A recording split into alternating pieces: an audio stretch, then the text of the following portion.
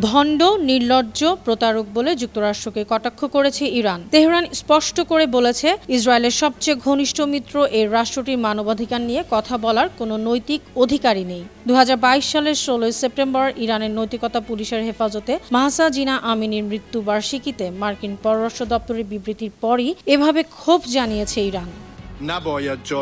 মাহসা আমিন ইরানের মানবাধিকার লড়াইয়ের প্রতীক। তার মৃত্যুবার্ষিকীতে মার্কিন পররাষ্ট্র দপ্তরের এমন বিবৃতির নিন্দা জানিয়েছে ইরানের পররাষ্ট্র মন্ত্রণালয়। বলেছে, এ বিবৃতি দিয়ে ভণ্ডামি, প্রতারণা করেছে আমেরিকা। কারণ কয়েক দশক ধরেই ইরানের বিরুদ্ধে অপরাধ এবং ধ্বংসাত্মক কর্মকাণ্ড চালাচ্ছে ওয়াশিংটন।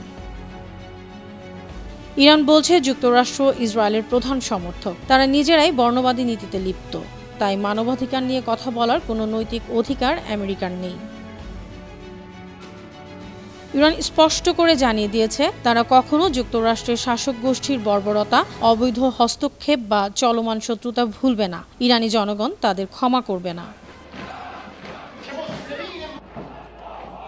অনন্যা চৈতি, আন্তর্জাতিক ডেস্ক, বানু টিভি।